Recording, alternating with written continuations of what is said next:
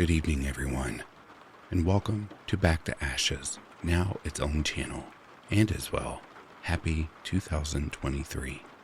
Tonight's stories solely focuses on Backwoods Creepy. The last two stories of this video will be paranormal encounters.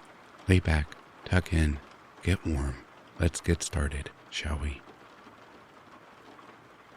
Just today, my friend and I were hiking on some abandoned and unused land. It's really beautiful, with lakes, cliffs, and tons of trees. The hike was going really well, but close to dark, it turned around. My friend whispered to me that they had been thinking of skinwalkers and couldn't stop.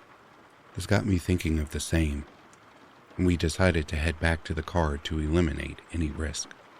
A few minutes into the hike back, we both got horrible feelings, and it became apparent that we were not alone. We kept making our way back to the car as fast as we could, but it kept getting worse. Both of us experienced blurred vision, and the air suddenly got thick and a hum to it. It also became incredibly hard to move, and we both experienced an intense urge to lay down and stop hiking.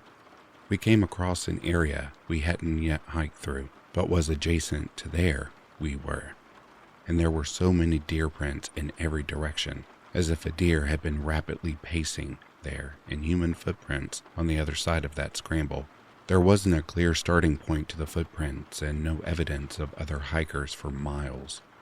The trek back to the car seemed to take 5 minutes and 3 hours simultaneously, so we have no clue how long it took. Neither of us have felt this sense of dread or been this disoriented before. Do you think we had a close encounter with a skinwalker, or was it something else entirely? I do not have the background knowledge to say what exactly it could be. We are in eastern Kansas, if that helps. Backpacking and camping with my family of 4 near a river in remote canyon in a very wild area last summer was quite blissful until waking up around 2 a.m. to a very distressing sound. We were sleeping in our hammocks very close to the river, and about 40 feet behind us was a tall canyon wall. The sound made me think of an injured animal that sounded very close to cat-like. It was something from behind us towards the wall of the canyon. It was regular, occurring like clockwork every 15 to 20 seconds. We shined flashlights and spoke very loudly in hopes of frightening it away from us. There was no moon out, and we could see very little, but shining our flashlights around revealed nothing as well. It sounded so very close. Our efforts did not work at all, and it seemed relentless and unfazed by us in every way. I worried it was rabid or hurt. At one point, I heard it near the river on the other side of us and was incredibly confused as to how it was able to move around without us hearing it. I sat on the edge of my hammock until dawn with my knife in hand, waiting for a wild or sick animal to come out of the bushes at any moment, and I have to fight for our lives. Finally, around dawn, the sounds got less frequent and eventually stopped. After hiking out, we Googled many different animal sounds, and the closest we could find to what we were hearing was a mountain lion mating call. Definitely lions in that area, so I believe that's what we heard. Still confused as to why it stayed so very close to us and was not scared away as most animals would have been. We have seen black bears in this area many times, and they have always ran the other way upon seeing humans, and cats are even more elusive. What we ran into or heard that night, I have no idea, but I know one thing is for certain. We won't be camping there anymore.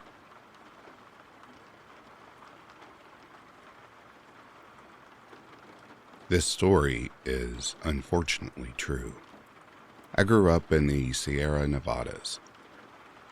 I wasn't big on camping, but spent a good chunk of my childhood weekends hiking with family and friends.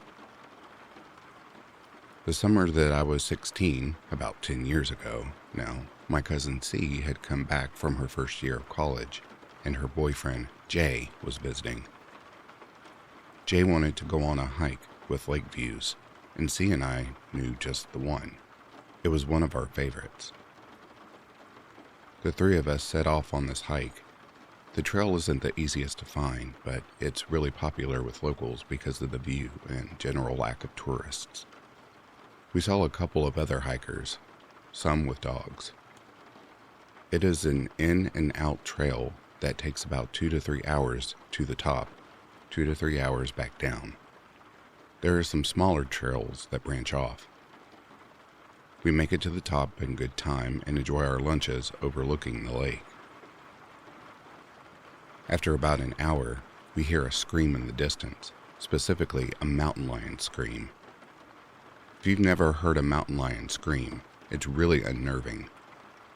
It sounds a bit like a very loud, terrified woman screaming. This is not good, because when a mountain lion screams, it's part of a mating ritual. That means there are multiple mountain lions, and close. The bears in the Sierras are softies, but the mountain lions will attack you. They'll attack your pets. They've even been known to attack bikers. Jay was really freaked out.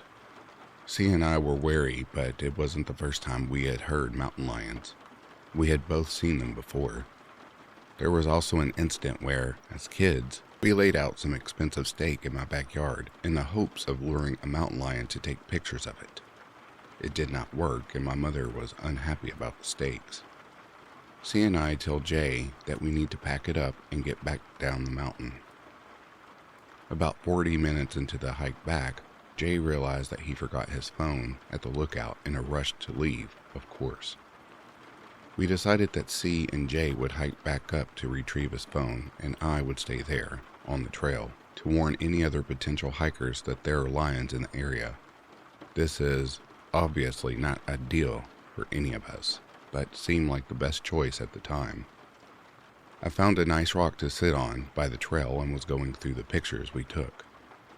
C and J had been gone for about 50 minutes when I heard the scream again, and it's hard to tell, but I think it's closer than before.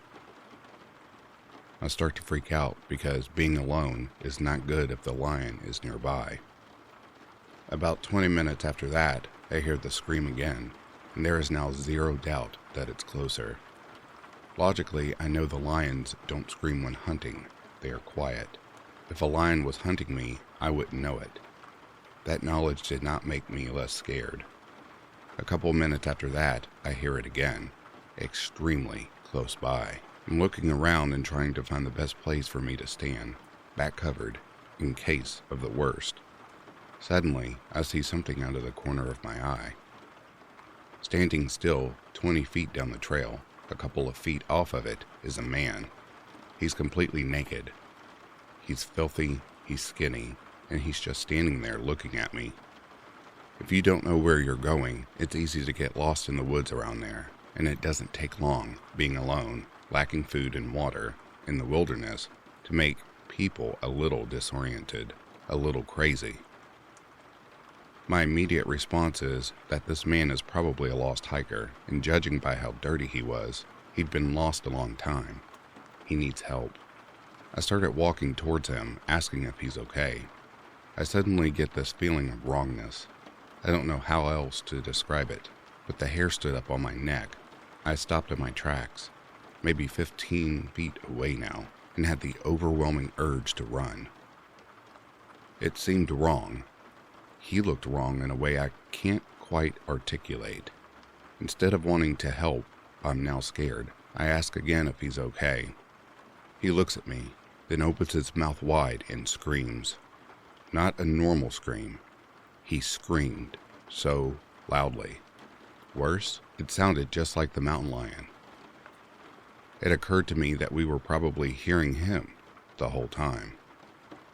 It was the single most terrifying thing I had ever witnessed. I started screaming too. Why was he just standing there screaming? Do I run? Do I get out the bear mace? Suddenly, he closed his mouth, turned around, and ran into the woods very quickly. He disappeared into the trees, but the feeling of wrongness was still with me. I considered bolting down the trail, but decided to wait for C&J, who luckily arrived within 10 or 15 minutes. I told them what happened, and we decided to call it in to the rangers when we got service. I've always been left with an unsettling question. Did I see a mentally ill lost hiker who really needed my help? Or did I see something else? Something not human, mimicking the call of a mountain lion and stalking us down the mountain. I'm not really sure if this would be considered a paranormal story per se, but nothing else really makes sense. Let me explain. My family would go camping every chance we got. The place we'd always go had no natural predators, at least nothing bigger than a fox. My dad specifically chose the spot so us kids, me and my 2 siblings, could frolic through the woods without having to worry. This particular trip was during the May long weekend. There was still a considerable amount of snow, so my dad brought our ATVs and some sleds for us. It was the day after we had arrived, and my dad wanted to go on a little trip down the road we came up. I asked if I could come, and he said sure. We both hopped on his quad and set out on our little trip. I forgot to mention earlier that we had deer around the area. Nothing crazy, but the odd one would wander through our campsite. You could tell they had no natural predators since they didn't run away when there was a human around. My siblings and I would always manage to get pretty close to one, before my parents yelled at us to stay away, that is. Anyway, my dad and I were a few miles from the campsite when we rounded a corner and came across one of the most gruesome sights I have ever seen in my life. On the side of the road were the pieces of a deer. At least, I think it was one. There was blood absolutely everywhere. Worse still, there was steam coming from the remains, which meant this was a recent kill. My dad is usually a pretty calm guy, but not much can rattle him. I could tell that this freaked him the hell out. He was in the process of turning us around when this, screech came out from the forest. It was so loud, we both flinched. I remember searching the forest for the source, but my dad was in the process of hauling ass down the way we came. It could have been a trick of the light, or because I was freaked out and maybe I was seeing things, but I could have sworn I saw something running alongside us, but only for a second or two. I know I sound absolutely crazy, but the thing looked like a large dog before it vanished into the trees. My dad raced back to camp, and we were all packed up and headed to a different location by the end of the day.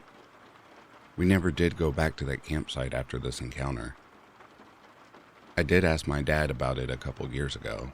He just said it was because the new campsite was better than the old. Better trails and whatnot. I think he's full of crap.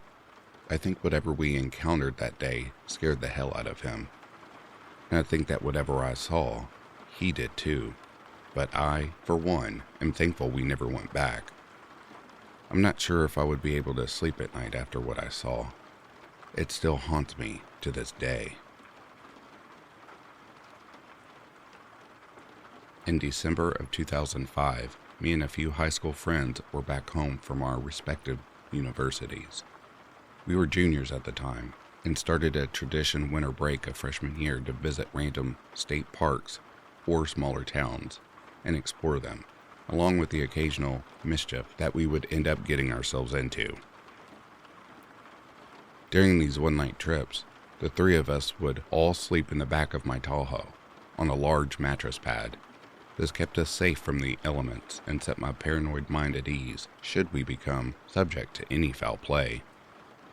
We decided this year to go to the Davy Crockett National Forest area. This area has many places that are extremely rural and desolate, which was exciting because we had previously found some interesting things in abandoned structures on our previous excursions. I had used up the rest of my university printing credits to print detailed MapQuest pages for us to use for navigation while we were visiting.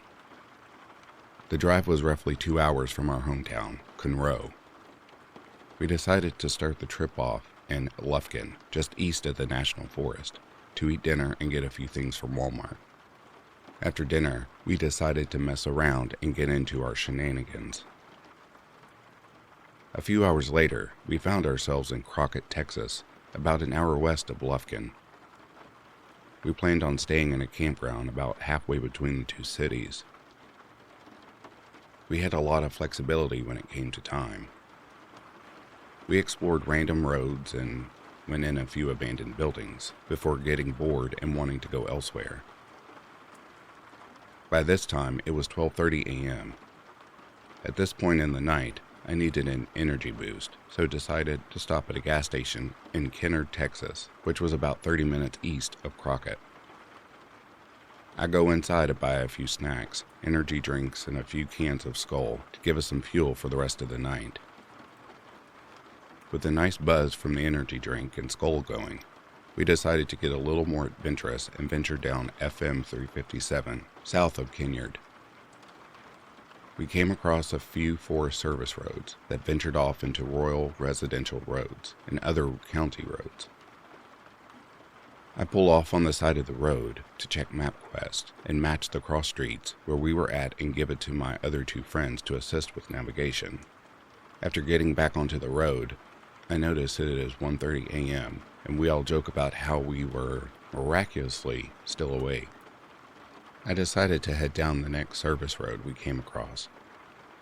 This is where things start to get pretty weird, and where parts of my memory are erased due to the sheer adrenaline I had at the time. After driving down a few more service roads and taking random turns, we get to a road that is much more narrow compared to the others. By this time, I get incredibly frustrated because it is almost 2:15 a.m. and I don't want to stumble into anyone's front yard in a rural area in the middle of the night.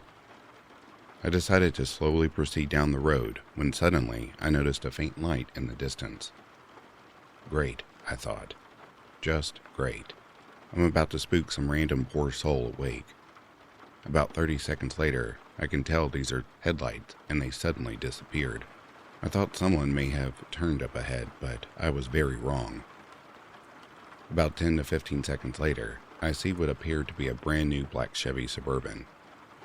The second I put my high beams on, its lights turned on and 3 men dressed in full suits jump out and sprint down the road past my car. It was almost like they were lifeless. They didn't even look at my car. As they were running past me, the Suburban suddenly shifts into reverse and conducts the fastest reverse maneuver I have ever seen. At this point, I unholster my G26 and tell my friends to grab my AR. We were all scared shitless, and I had zero clue what we were about to come up on as we drove forward. Mind you, these were the days where cell phone coverage was non-existent in many areas of this region of the state, so we had no way to call for help if something happened. As we reached the end of the road, we came upon FM 357, the same road we originated from. How was this possible, I thought. I felt like we were just venturing further and further away from the road, and we passed a U.S. Forest Service fire station again on the way out, like we had on the way in too. I recently checked Google Maps for any U.S. Forest Service fire station off of FM 357 and cannot find any current or past historical data on it. The county tax assessor does not have any listings either. We get back on FM 357 and decided to book it to downtown Crockett, as we did not feel comfortable with sleeping in a campsite after what had just happened. I have since made sure to never venture down unknown roads without referencing GPS or maps. I am still processing that short but unsettling event. Where did those men come from? Why were they in suits in the middle of the forest?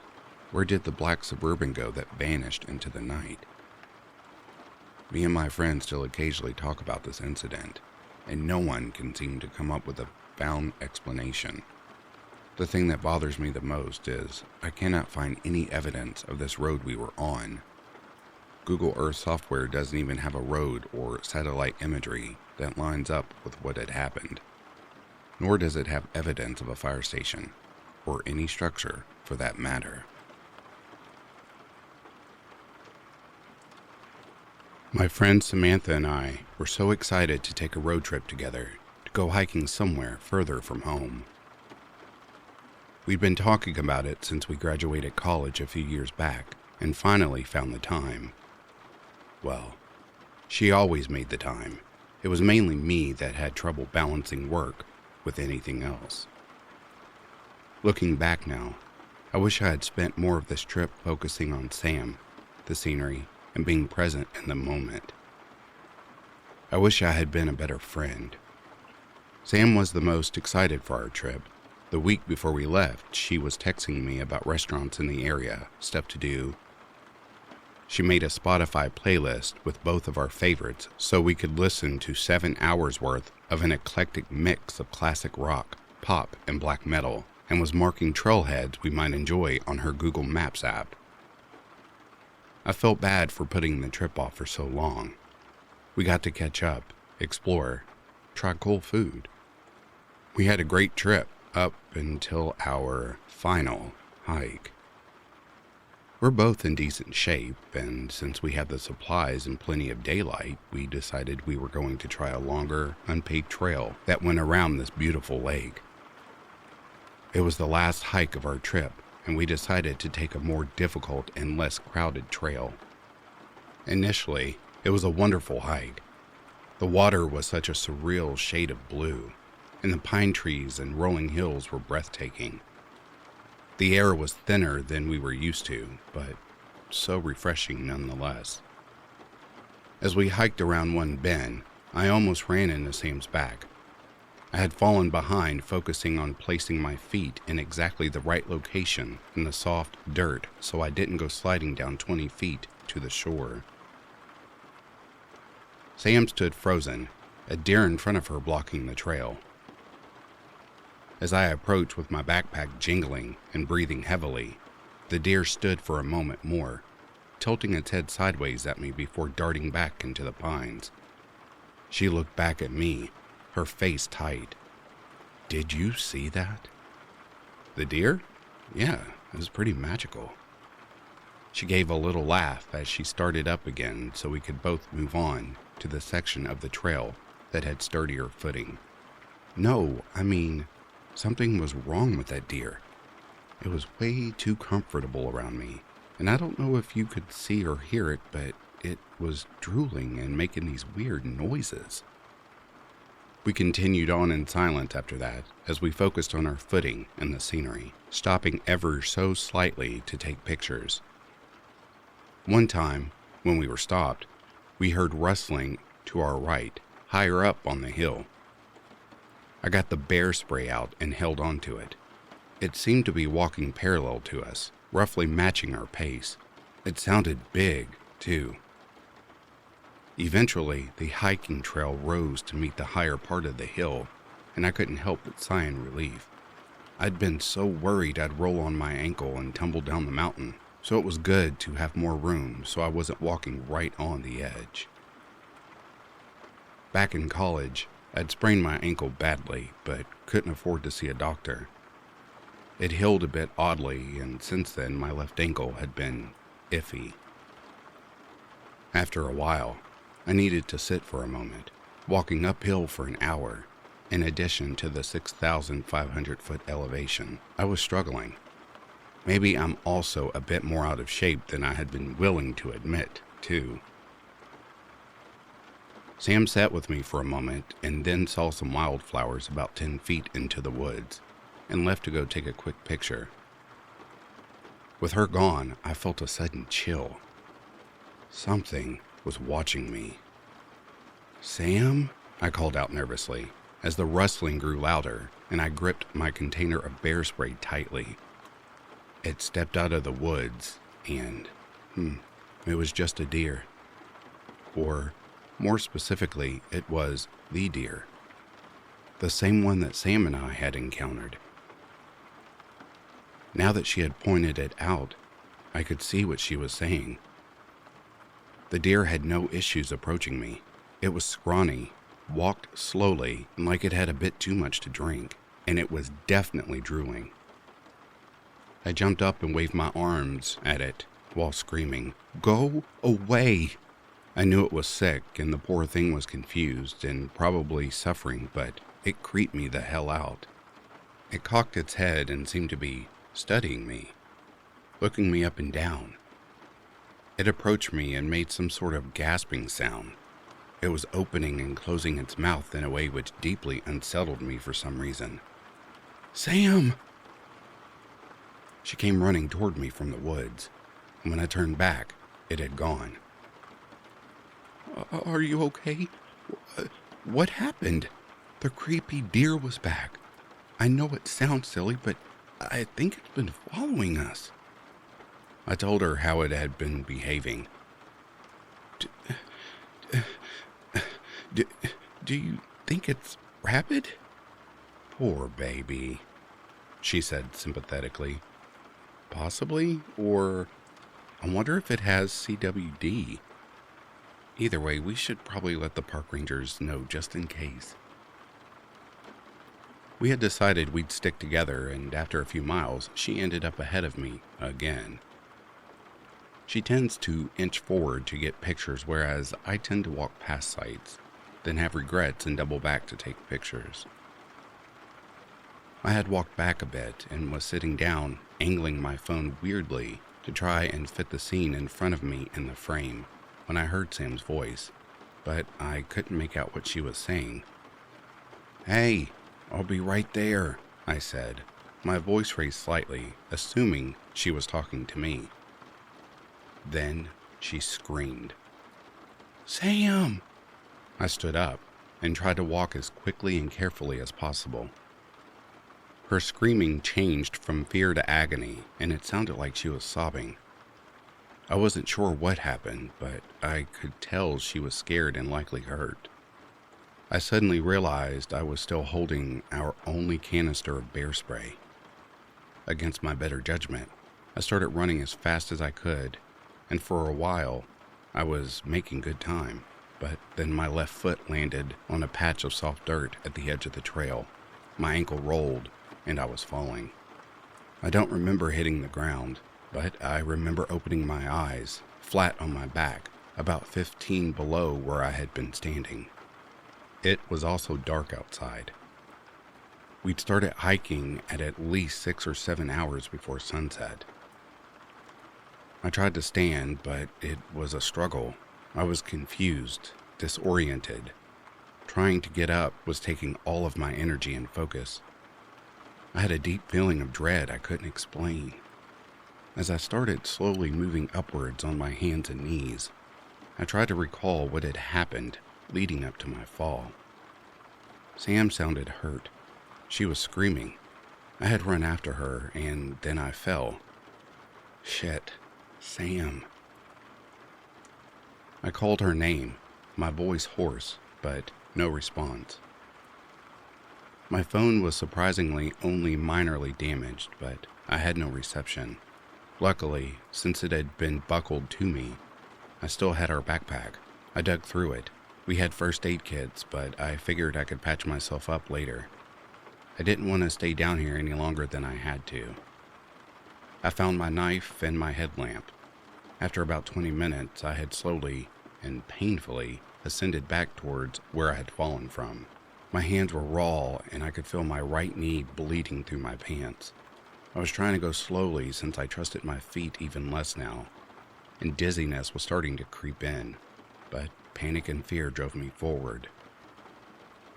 Once I made it back to the trail, I had to sit for a moment. I heard rustling behind me and felt a sudden pang of fear. Something, or someone, had injured Sam, and here I was sitting alone, injured, with my back to the woods, in the dark. I tried calling her name in case it was her that I heard.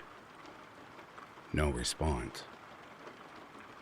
I stood up and started limping as quickly as possible towards the direction that I had last heard her scream. Luckily, the ground had evened out, because I could feel myself weaving unsteadily. I knew that something terrible may have happened to her, but kept trying to keep that thought out of my mind.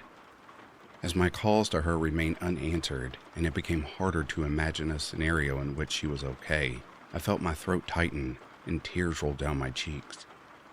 I kept looking for her. I knew she wouldn't just leave me here.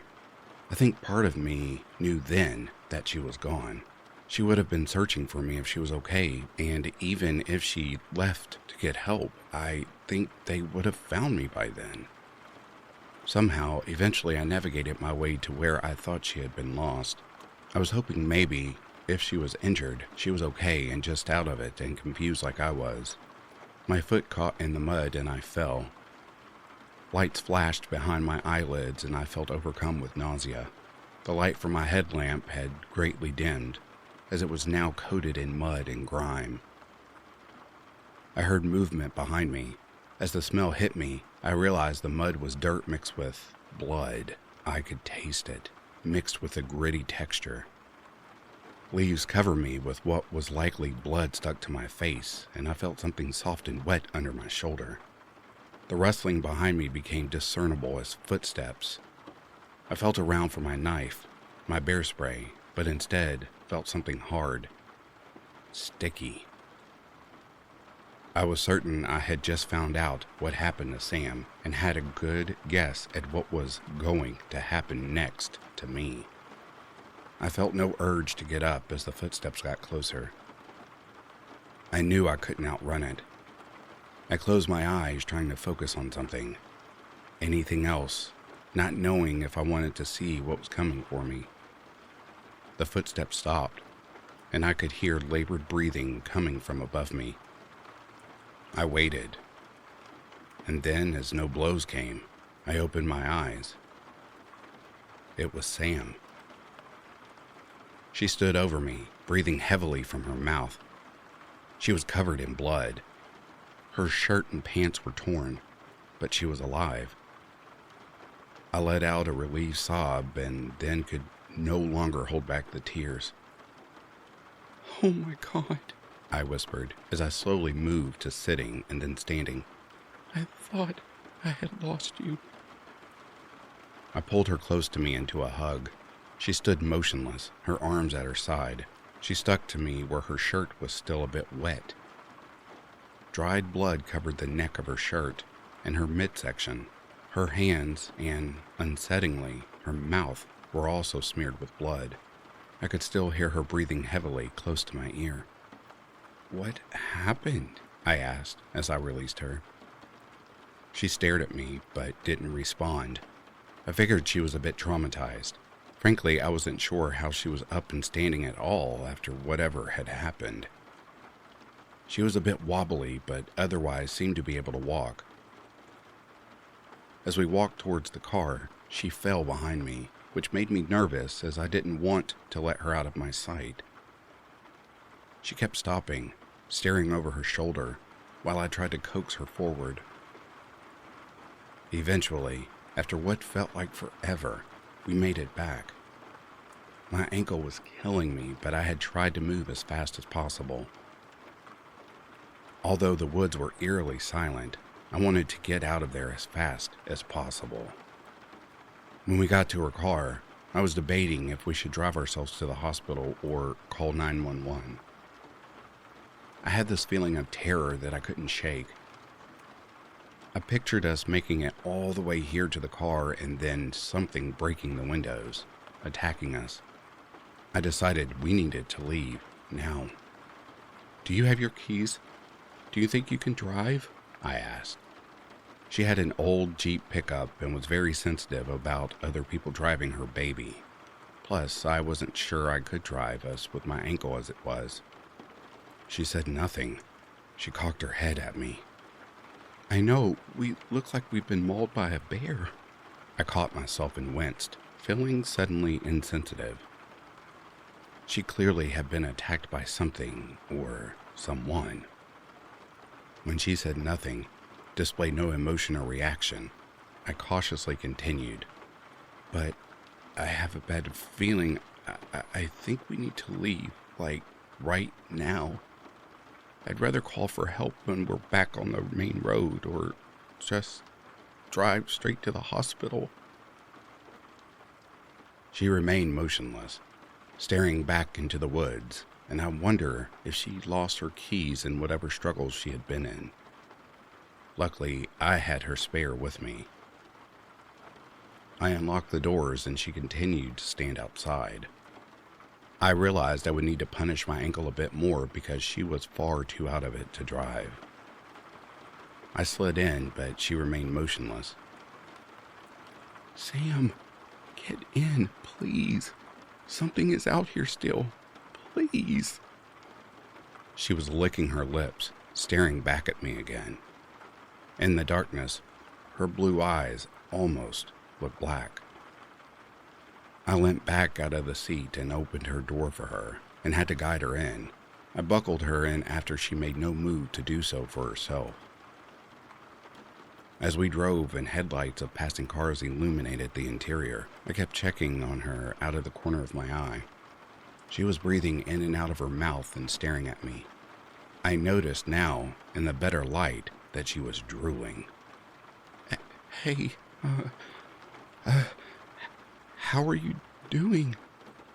No response, but she began opening and closing her mouth and making a wet gasping sound as she breathed in and out. Her breath reeked and her teeth were tinged pink. I don't have much medical knowledge, but I was worried she had a punctured lung due to the strange sound she was making. "Hold tight, we're about 20 minutes from the hospital." Despite my ankle, I drove as fast as I could. We made it in 10. As we pulled up, I helped guide her out of the car and walked behind her, steadying her. I noticed something. Her shirt was inside out. It hadn't been this morning. Likely because of how we looked, they found rooms for us immediately in the ER. I had a bad sprain and a concussion and would need a few stitches, but it felt so good just to be out of those woods. I asked the nurse that came to check on me about how Sam was doing. I mentioned to him I'm not sure if she was attacked by an animal or a person. I mentioned what I had noticed about her shirt and that we may have encountered a sick animal in case any of that helped. When he returned, he was clearly distressed. Sam was gone. She hadn't appeared to be outwardly injured, strangely, but they had wanted to assess her for internal trauma. However, the first moment they had left her alone, she had just walked out, judging by the bloody footprints. It's been weeks and I haven't seen Sam since. Her mom hasn't either. She has been working with the police out here. They think Sam has a head wound and is just confused and will turn up in town eventually. But a few days ago, I heard on the news that a partial skeleton was found on the trail we were on. Likely the victim of an animal attack, they said. And due to the condition of the body, they were asking for leads so they could use dental records to help identify the victim. This might sound crazy, but I think it's her they found. I don't know how to explain it, but I don't think Sam ever left those woods that night. It's my fault, and I don't know what that thing was that I drove into town. If you live in southern Colorado, please be safe. I am so sorry.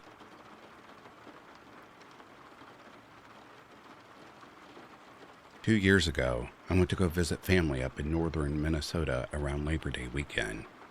I will not give the exact location, but will provide at least a general location where this happened. To keep this short, I'm hoping someone may have had a similar experience or may have a general idea what this thing or entity was walking around our tent. The general location was the Mary Brown Bridge in Monongahela, Minnesota. On that Labor Day weekend, my girlfriend and I were planning on spending time camping with her family. Both of us were very excited to get away from the everyday city life and anticipated a much-needed low-key weekend. We arrived at their location around noon on Saturday and were warmly greeted by everyone there. During the day and evening, we were enjoying ourselves with random fun activities and catching up on how everyone was doing. As dusk started to settle in, we all were near the campfire for a few hours until 11 p.m. Eventually, the family and ourselves called it a night and headed to bed. My girlfriend and I were offered to sleep in a bigger size 6-person earlier that day, from whom her relative, who I will call Mary. It was a kind gesture at the time, as we only brought a 2-person size tent. Having that additional space for our belongings and our air mattress was a nice added feature. Mary's tent was positioned not too far from the campfire and the rest of the family. The family did a wonderful job clearing and maintaining the area for their smaller RVs and additional tents. To the back of the tent, about 20 to 30 yards, is where the woods started with semi-thick bush and trees. Us 3 were laying down chatting, and eventually they both fell asleep. For some reason, I couldn't sleep, so I was on my phone passing time, hoping to eventually drift off to sleep. This is when I heard faint activity in the woods about 40 yards back. I dismissed right away as deer are known in this area and continued to space off on my phone looking at random things. About 10 or 20 minutes later, I heard that thing getting closer to our tent. I could distinctly hear twigs snapping and moving between bushes, getting closer to our tent and clearing. This started to get my attention, as I could start physically feeling a faint shake in the ground as this thing or entity was wandering around. Moments later, that thing was about 10 yards away from our tent, walking and running back and forth. Each step this thing took, I could physically feel the vibration from the ground. This thing was big. The best way to describe this feeling is if you went to a live rock concert and felt a kick drum hit your body. At this point, I was a bit terrified as I was trying to follow the footsteps running and walking at the back and the side of the tent. This entity or thing got at least 5 yards near our tent and suddenly stopped near Mary's side of the tent. The hairs on the back of my neck stood up, scared of what this thing was going to do next. I shit you not, a few seconds later, Mary shot up from a dead sleep. She gasped for air and was calling our names to wake us up. You could hear in her voice she was terrified. This entity hightailed off back into the woods. Both of us were very startled at this point. The woods were dead silent, and eventually I had enough courage to look out of the tent. We saw and heard nothing, and about 30 minutes later ran to go get our shotgun. Another anomaly during this whole thing while we were alert and awake. Mary mentioned during this time I was awake, she was having a dream. She mentioned these entities were tormenting her, saying they want her soul, or wanting to kill her, and to give it to them. My girlfriend dismissed the whole thing and said it was probably just a deer or whatever running around. After hearing my girlfriend say that, I never told anyone about this story. Until recently, as I started to think about it again, trying to figure out what the hell this thing or entity was, I decided we will not be camping back there again.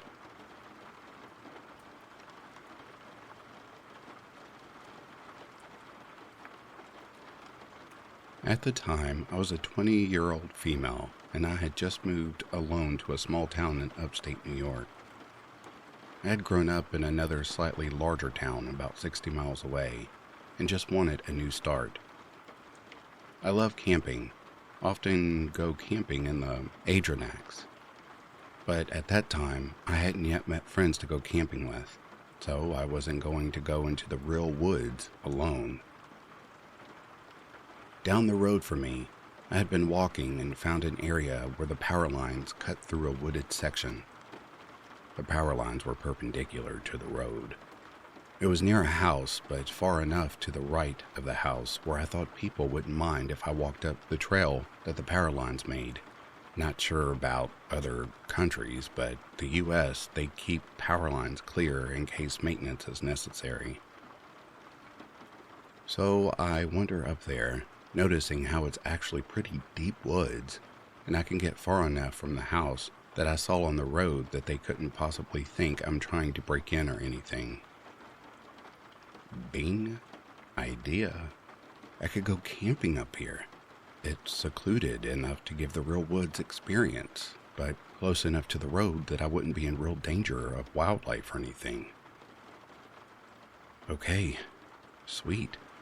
So I do. I set up camp in this little clearing that I accessed by climbing the hill, following the power lines, then turned left onto what seemed to be a deer trail. Deer are everywhere in New York. Then I came up this really nice flat grassy clearing. I built my fire off to the side, after making sure to clear the deadwood, etc. I'm feeling really smart and independent. It was creepy to sleep in the woods alone, as I had always had at least one camping companion, but whatever. Next day, I decide to wander further down the path to see where it leads. I walk for about half an hour and I can see some fields on the right, but they are in the distance and there is still a fence between the fields and the path. So again, I figured people can't be mad at me being here. Then I come across another path, heading to the right. I follow it. A couple of feet in, it curves slightly and there is an old van on the left of the path. Well, that's strange, but it's about 1 p.m., near noon anyway, broad daylight. Birds are chirping, so I feel no danger. I go up to the van, which had obviously been there a very long time. It was 70s style, made me think of the Scooby-Doo van, and way overgrown with weeds. There are streaks of brownish red going down the side, from the bottom of the doors. I look in and see what appears to be an old bedding in the back, but it was all shredded. The curtains in the windows were shredded, and the clothing strewn about looked like it was from the 70s or early 80s. I still felt no danger signs.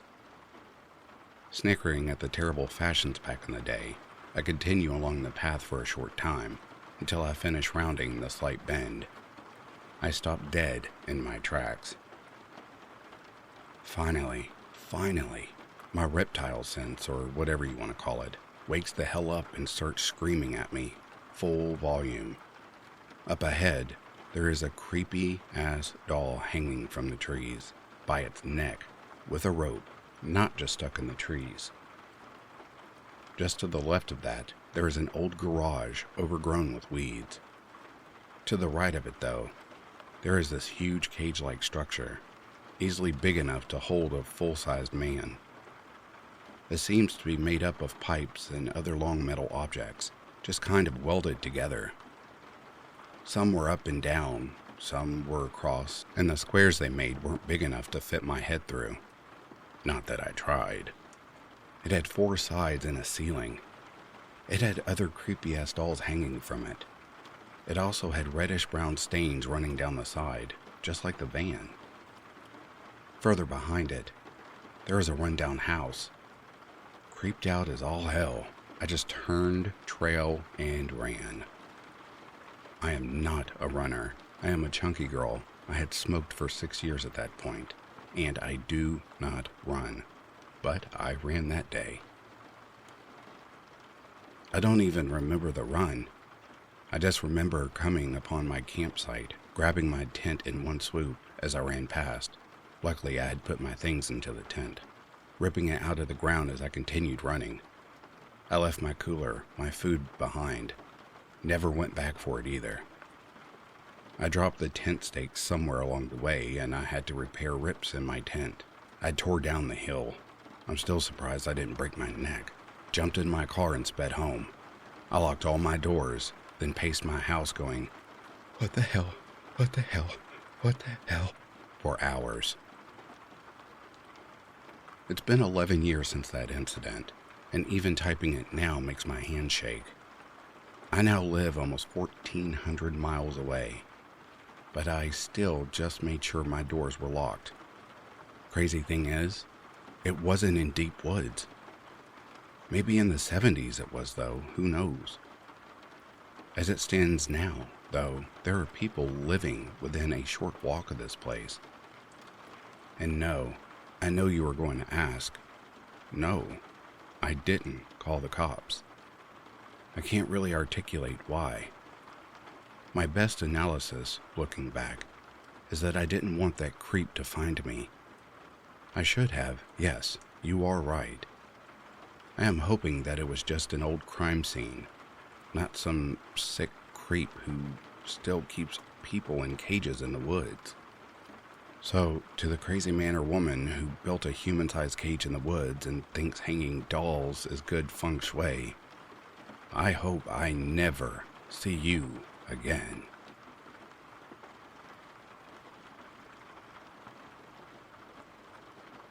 I went backpacking alone over the recent long weekend, which was 10 out of 10 beautiful. The second night, I camped at a beautiful high-elevation lake, which could also be accessed by a short 1-mile trail, so there were a few other campers and several people who were just day hiking or fishing. It was late afternoon, and I was sitting around my camp reading when a guy walked by carrying a fishing pole and a small cooler. I didn't think much of it, but 5 to 10 minutes later, he doubled back and came and said hi. I said hi and went back to reading, and then without warning, he then sat down on a stump next to me. I was completely taken aback at this invasion of my space. He started asking me questions that were really just statements, but in a creepy, amused tone like, "So, you're just reading?" And then looked behind me and noticed my tent and said, "Oh, you're staying the night here alone, huh?" I didn't say anything in response to this in particular, but it's obvious that I am. It's hard to explain, but his vibe was just really off. I was so uncomfortable that I couldn't even really form words or tell him I was trying to be alone to get him to leave. I was honestly paralyzed. His eyes were so dead and dark and just drilling into me. I just responded with, "Uh-huh," or "Yep," or something, and just tried to pretend I was still reading. Without warning, he pulls out and cracks a beer and lights a cigarette, and just starts blowing it at me. At this point, I was so uncomfortable and just not responding. Soon, another hiker wandered by, and he strikes up a conversation with him, and I took the opportunity to grab my water filter and bladder and pretend to need to get water and to go to the bathroom. I went to the shore and filtered some water super slowly and saw him walk away to go sit with his new guy, which made me super relieved, except that he kept looking in my direction. I walked back up the hill to use the restroom. I came back eventually and got inside my tent, and for 20 minutes, everything was fine. I had the rain fly pulled back and was watching the sunset and loosely organizing my things when he popped out from behind my tent and stood maybe 1 foot from my door looking down at me. He didn't say anything but just stared, laughing, really creepily, fake-like. I asked, what? And his response was, "This is just really funny." I felt literally sick to my stomach and finally responded with something like, "I'm taking a nap now, so have a good night." He laughed again, but luckily left. Later, I saw him still wandering around the camp with no real purpose, still looking in my direction often. I had no service, but I wrote down his last name, at least what was written on his cooler, and where he said he was from while talking to the other hiker in my notes app, just in case, and slept with my pocket knife close.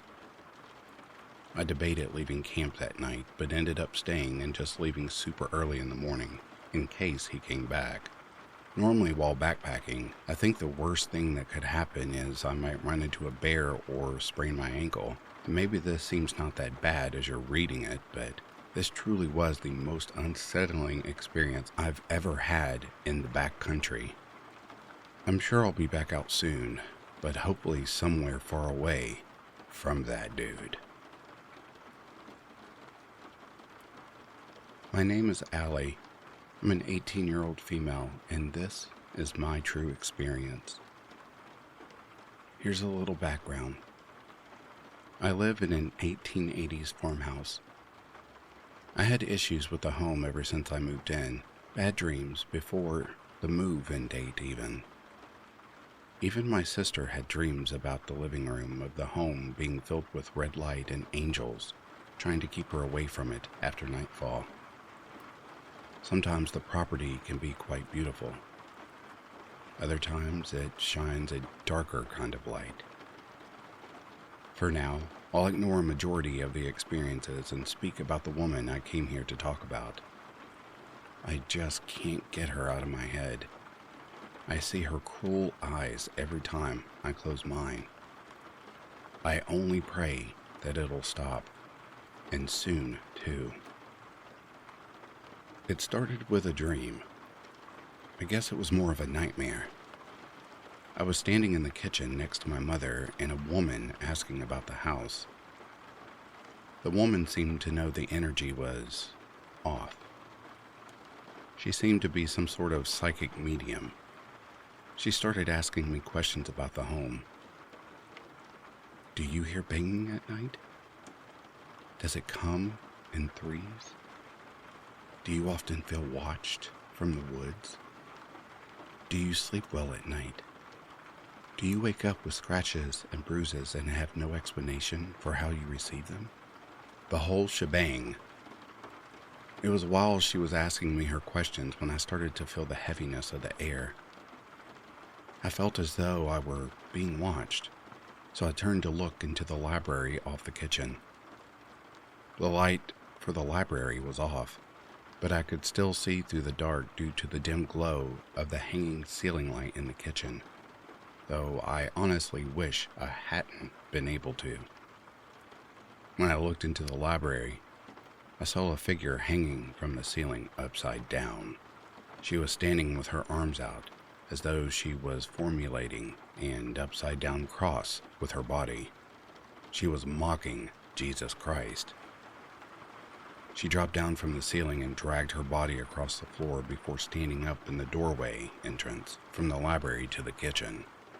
She walked over to me and grabbed my shoulders, and without moving her mouth, she told me that she was never going to leave, that I couldn't send her away and she was always going to torture me. I began screaming at her to leave in Jesus' name. She only smiled. I pushed her out of the house, but she still smiled at me from the other side of the door. I woke up breathing heavily. The entire day I could feel this woman's presence around me. I was sure she was real. This was the first time I had seen her. I decided my room was the problem, and since I didn't want to see her again, I changed where I had been sleeping. I went to go sleep in the room off the garage on the couch. Everything was fine for a few nights, until it wasn't. I had been dreaming of an elderly man. He was standing at the entrance of the doorway to the room I was sleeping in. He simply told me to run and that she was coming.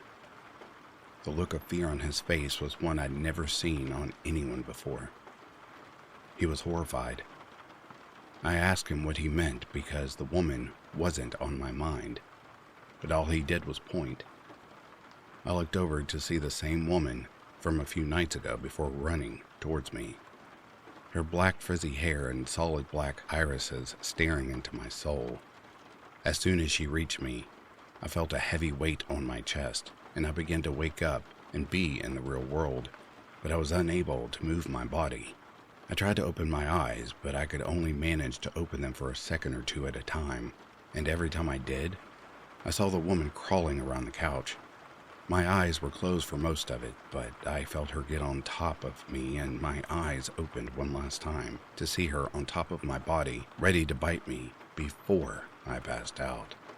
I don't know if I was afraid or simply tired, maybe both. When I woke up again soon after, I checked my phone to see it was around 5:47 a.m. It wasn't that early, and there was some light from the outside windows. I sat up in bed trying to process what had just taken place. I decided to brush it off, but as hard as I tried, I couldn't shake her face from my mind.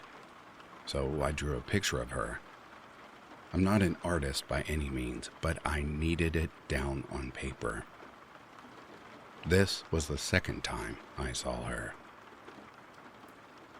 I decided to stay in the room off the garage because it was clear that it wasn't the location.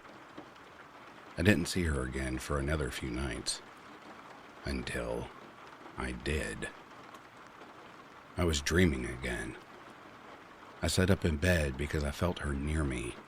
It was a sickening feeling that I couldn't mistake for anything else in the world. I heard scratching from a nearby door, the entrance to a closet in the corner of the room where my mother kept large racks full of tablecloths and bags of unopened chips. I turned my attention towards the noise.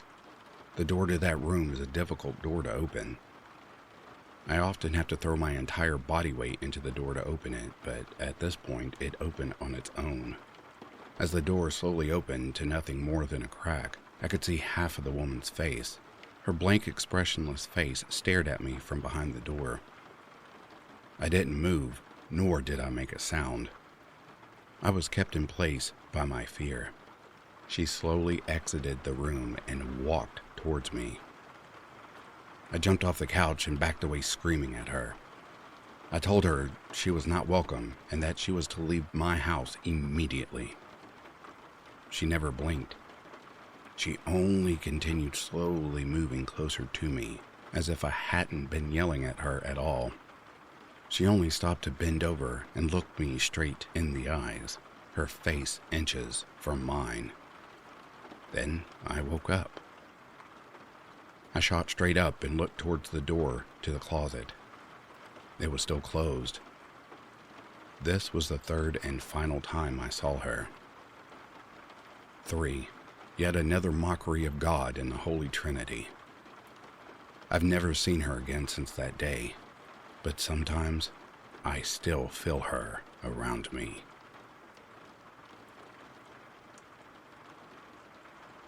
I may need your help with this.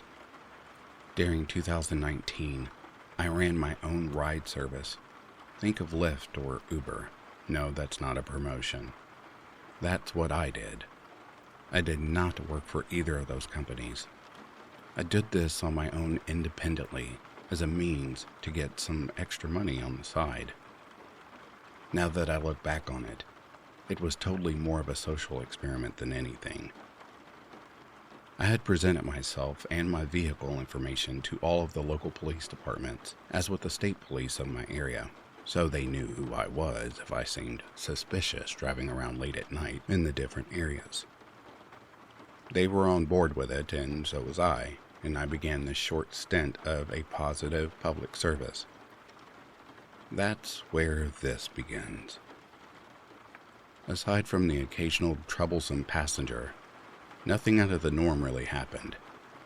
You know the saying, they only come out at night. This is very much true. I began this experiment in the late summer of 2018, and by February 2019, I was definitely deciding on putting an end to it. I don't remember the specific day, but it was mid-February and after 2 a.m. It was very cold, if not at or below freezing. I was finishing up a route that typically consisted of those needing a ride home from a night at the bar. I didn't have many passengers that night, so I decided to wrap it up and head home.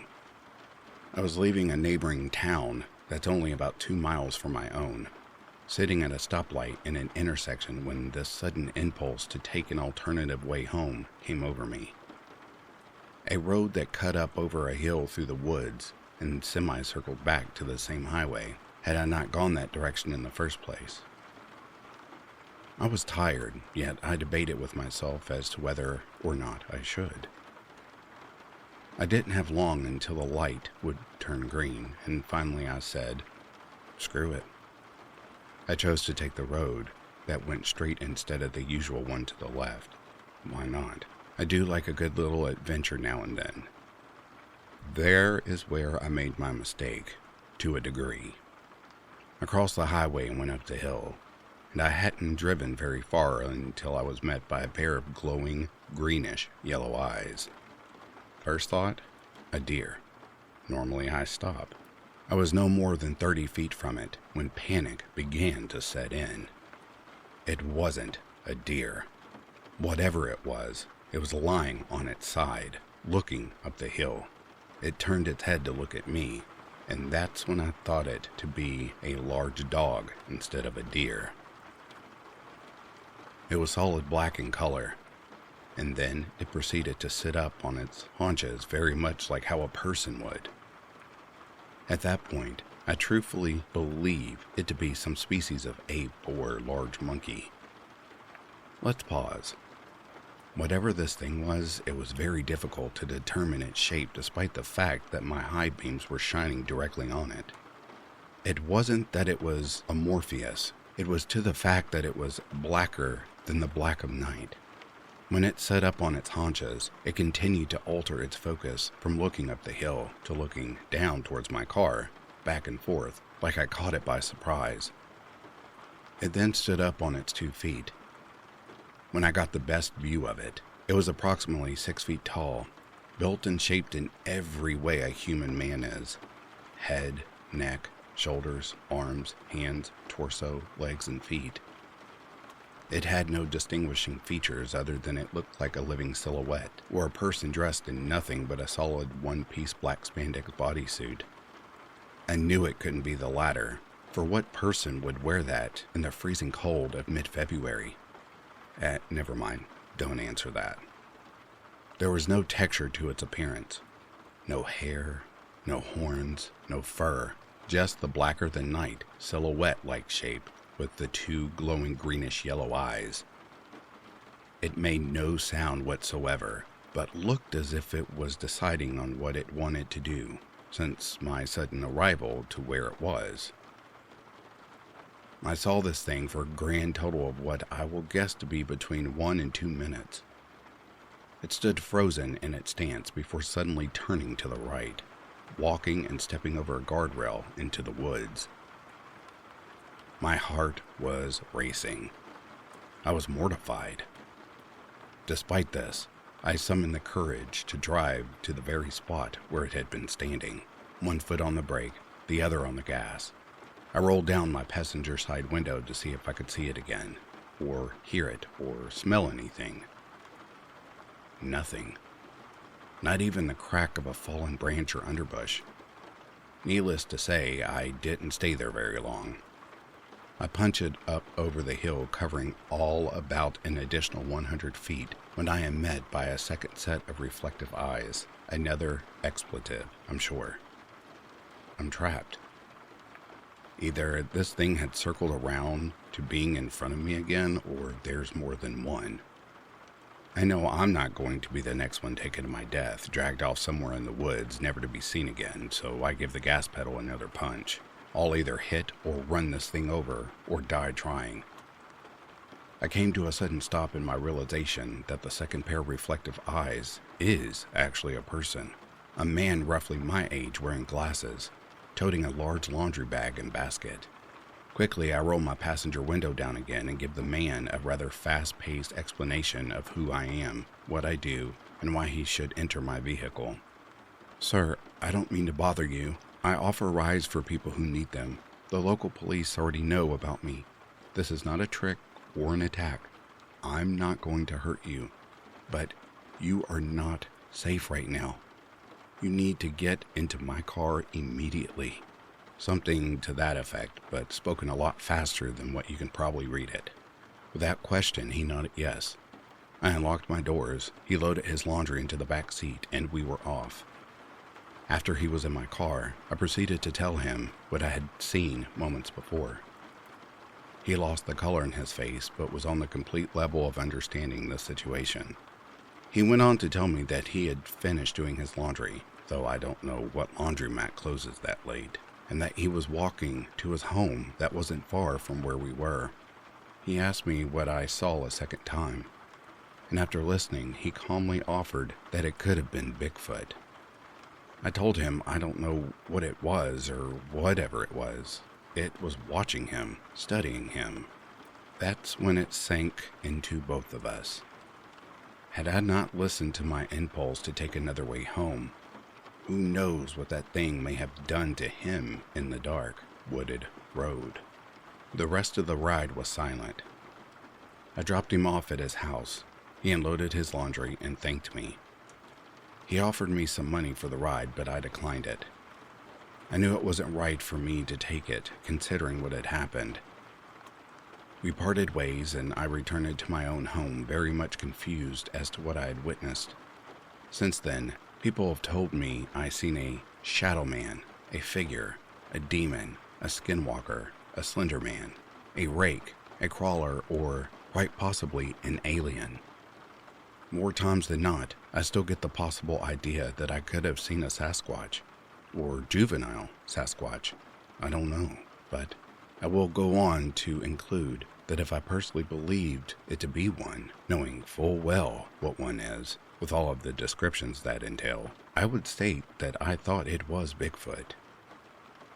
I sometimes still take that road even though that happened 4 years ago, almost daring myself if I will or won't see that creature again. And that concludes tonight's stories, my embers. I hope you are tucked in, warm, and soon off to slumberland. I'll read to you all soon. Good night.